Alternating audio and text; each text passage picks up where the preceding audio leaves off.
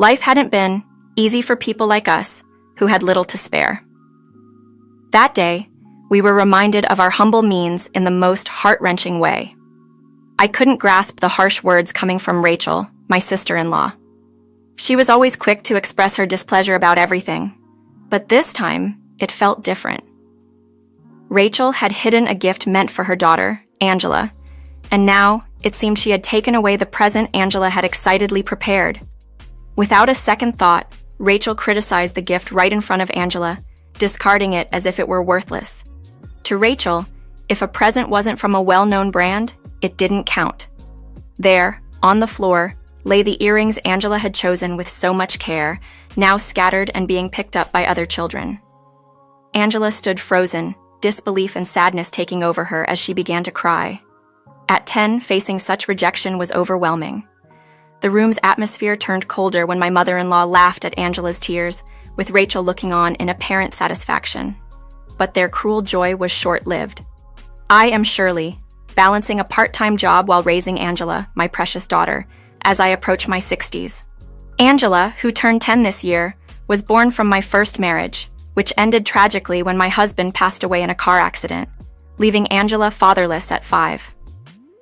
Overwhelmed by grief but determined, I vowed to provide for Angela, taking on any job I could find. Years later, I met Anthony at work.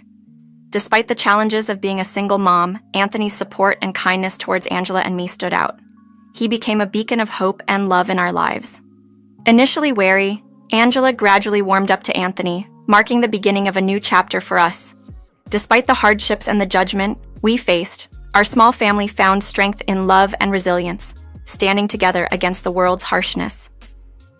Anthony came into our lives gently, first as a friend, before naturally stepping into a fatherly role.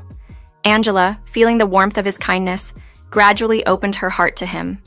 Before long, she started calling him Dad and showed genuine happiness in our shared moments.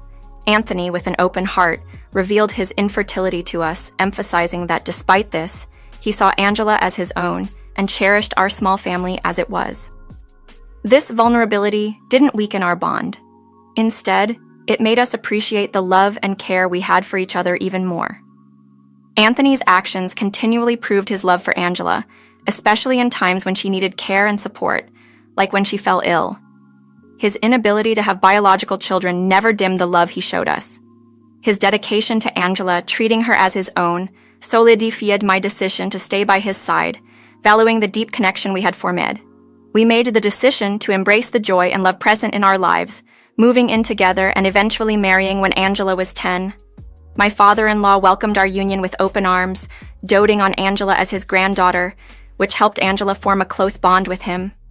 This warmth, however, wasn't mirrored by my mother-in-law, who viewed me with suspicion and blamed me for any and every household mishap, from missing dishes to a single speck of dust, accusing me of negligence. The criticism wasn't just from my mother-in-law. Rachel, Anthony's older sister, also targeted me with her words.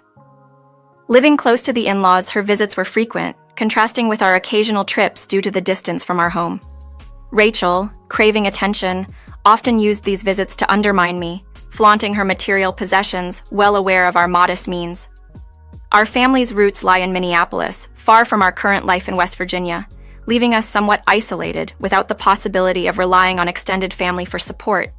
My part-time job and our simple lifestyle meant luxury and designer brands were beyond our reach, a fact Rachel exploited to assert her perceived superiority. Despite these challenges, our family's strength comes from the love and understanding we share, not the material possessions we own. Rachel also balanced a part-time job, but it was clear her husband's substantial income allowed her luxuries I could hardly dream of. She boasted outfits worth thousands dollars, while her children dressed in simple store-bought attire. This disparity highlighted our different values. While Rachel splurged on herself, I preferred to invest in Angela's happiness over expensive personal adornments. The constant negativity from my mother-in-law and Rachel was exhausting.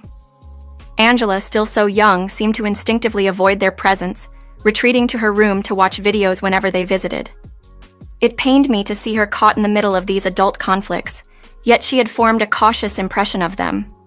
Despite the ongoing tension, support came from within our family. My father-in-law in particular did not hide his disapproval of Rachel's behavior, often stepping in to mediate disputes. Anthony, too, shared no fond childhood memories of his sister, frequently recounting tales of her selfishness. Since moving out, Anthony had limited his visits home, primarily to allow his parents time with Angela, avoiding unnecessary interactions with Rachel. Interestingly, Angela and Rachel's children got along quite well, a silver lining that reminded us of the importance of keeping their budding friendships unaffected by our adult disagreements. With Anthony and my father-in-law's support, we managed to maintain a civil distance from Rachel, making our infrequent gatherings bearable. As Angela grows older, I anticipate our visits will become even less frequent, requiring just a bit more patience on our part. I reassured Anthony and myself that we could handle this. The holiday season brought a new opportunity for interaction, an invitation to a Christmas party at my in-laws, organized by Rachel with assistance from my father-in-law. He thoughtfully included Angela, aware of her excitement for such gatherings. Given the event's timing on a Sunday, Anthony and I, both off from work, decided to accompany Angela. Christmas parties often involve gift exchanges, a tradition we couldn't escape. Aware of our financial limitations, we planned to contribute a thoughtful, if not lavish, gift.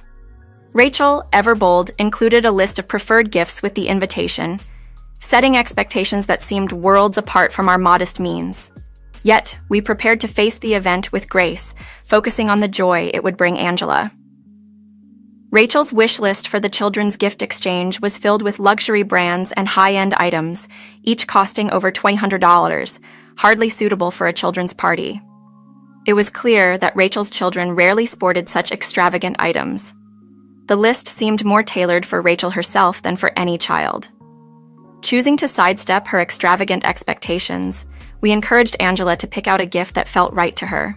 After several shopping trips filled with excitement and an ever-growing list of possibilities, Angela settled on a pair of earrings and colorful erasers, amounting to about $75.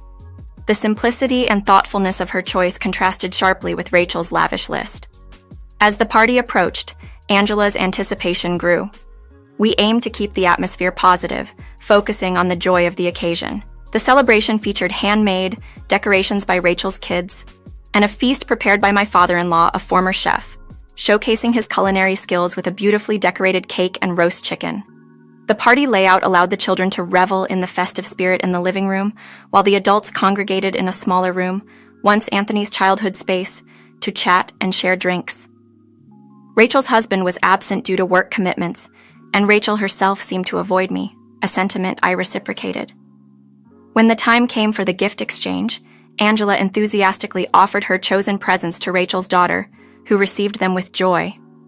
It became evident that Rachel's insistence on specific, expensive gifts was not shared by her daughters, who were delighted with the thoughtful selection Angela had made. The exchange proceeded with fun and laughter, following a traditional game where music played and the children passed around the gifts until the music stopped. However, a hiccup arose when it seemed a gift was missing, leading to confusion among the kids.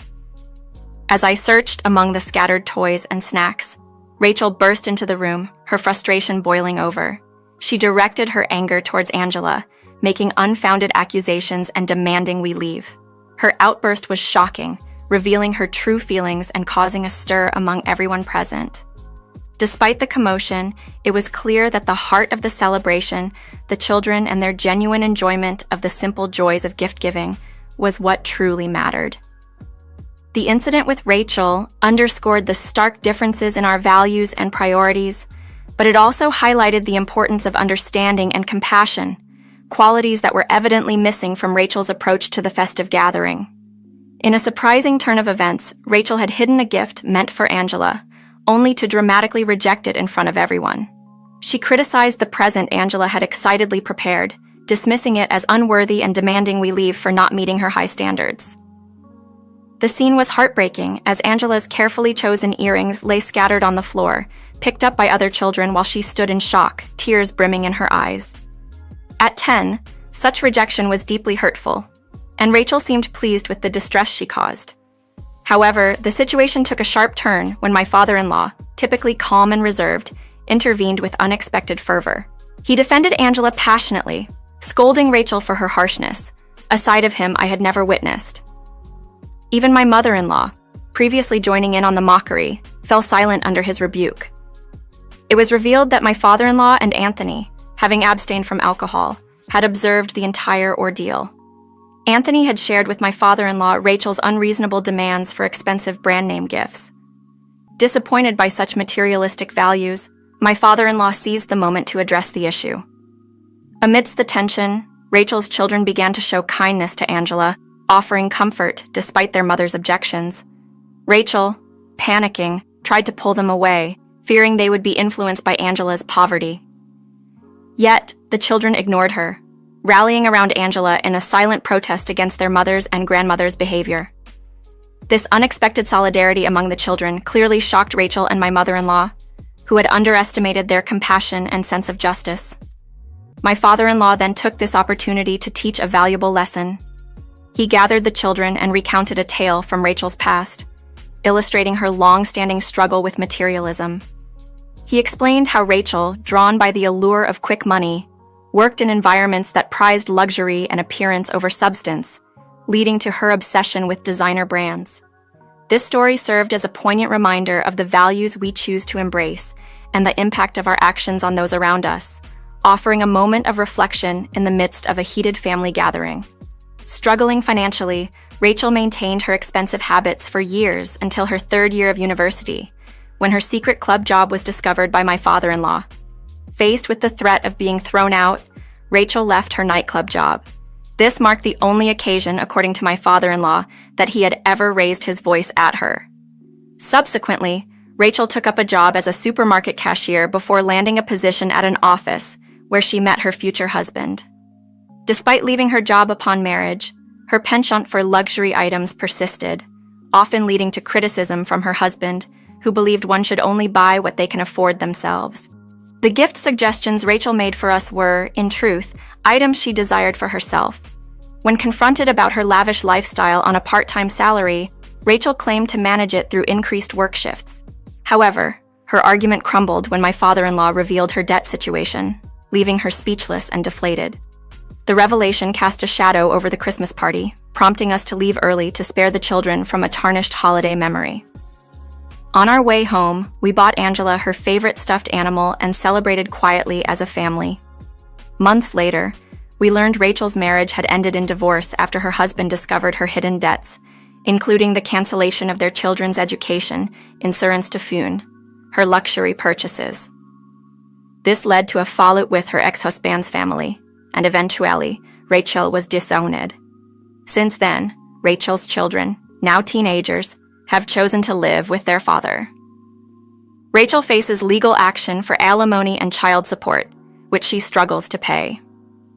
Despite these challenges, their father ensures they do not suffer financially, although raising 3 children alone is no small feat. Seeing an opportunity to assist, I considered helping with the children's education, leveraging my research into online learning. Anthony, who has a natural rapport with children and has previously helped them with their studies, agreed to support them online at the request of their father. This not only aids in their education, but strengthens the bond between our families, offering a glimmer of hope and support in the midst of challenging times. 9 months have passed since the divorce, and I still find myself receiving angry messages from Rachel. She continues to shirk responsibility, lashing out at Anthony and her own children, claiming her efforts in raising them were unappreciated. She insists they will regret their decisions, labeling the divorce as a grave injustice. Rachel has since moved back to her parents' house, where my mother-in-law, despite Rachel's erratic behavior, has been unwavering in her support.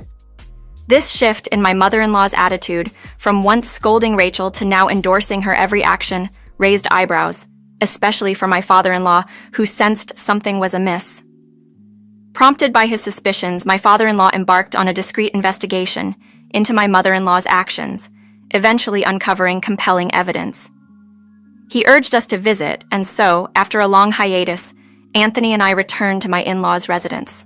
Our visits had become rare, as my father-in-law often preferred to visit us instead.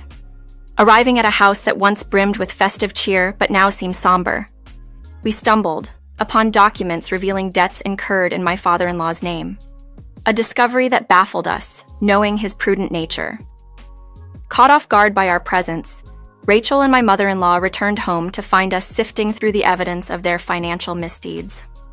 Confronted with these revelations, my father-in-law stepped in, separating Anthony from an agitated Rachel and laying bare the extent of their financial ruin. Not only had Rachel amassed debt under her father's name after exhausting her own creditworthiness, but it was also revealed that my mother-in-law had squandered their retirement savings on extravagant expenditures alongside Rachel. The savings my father-in-law, a dedicated and frugal company employee, had accumulated over the years for a comfortable retirement, totaling about $2.5 million, had vanished in just 4 years, leaving them with a staggering debt of approximately $2.8 million. Rachel and my mother-in-law attempted to deflect blame, casting it on Rachel's ex-husband and various other unfounded excuses. However, my father-in-law, armed with undeniable facts, methodically dismantled their arguments. In a decisive move, he presented a divorce form to my mother-in-law, expressing that being associated with her had become his life's regret and disowning Rachel as his daughter. The sight of the divorce document sent my mother-in-law into a state of panic, marking a turning point in a saga that had been fraught with denial and blame shifting. The revelation and subsequent actions underscored the deep fractures within the family, brought on by unchecked desires and financial irresponsibility. In the aftermath of the confrontation, my mother-in-law tearfully urged Rachel to apologize, but Rachel stood firm, refusing to acknowledge her mistakes. The situation escalated until my father-in-law, having heard enough, decided to leave. Rachel, previously defiant, suddenly became anxious, realizing the gravity of her actions too late. That evening, as Anthony and I tried to unwind at home, Rachel unexpectedly showed up at our doorstep, well past a reasonable hour. Anthony, attempting to handle the situation, was met with Rachel's indignation. It was clear that after being ousted from her parents' home, following a fallout with my mother-in-law, Rachel found herself with nowhere to turn. Her attempts to seek refuge at her ex-husband's home were futile, leading her to our doorstep, unwilling to spend on accommodations. Anthony firmly refused her entry, threatening to call the police if she did not leave. Despite this, Rachel persisted, causing a commotion until we had no choice but to follow through on our warning. As she was taken away by the police, Rachel's bitter exclamations echoed in the night. Over time, it became apparent that Rachel's unwillingness to reflect on her actions had severed her relationships. Nearing 60, her chances of altering her deep-seated habits seemed slim. The fallout led to a strained relationship between Rachel and my mother-in-law, leaving them both isolated and burdened with debt. My father-in-law, thankful for our support, updated us on their situation. In an ironic twist, my mother-in-law managed to pay alimony to my father-in-law, likely accruing more debt in the process. Despite these challenges, my father-in-law began rebuilding his life, working as a taxi driver and finding a new place to live. Rachel's children maintained their relationship with their grandfather, a silver lining amidst the turmoil. This experience prompted a reflection on the true value of money and material possessions. The following Christmas at my father-in-law's new home was a testament to this shift in perspective. Gifts were chosen with care, not for their brand names, but for the joy they would bring. This incident reinforced the importance of values and character over material wealth. As Angela remains close with Rachel's children, I watch over them, hoping they learn from their mother's mistakes and choose a path of gratitude and humility, valuing relationships and integrity over fleeting material satisfaction.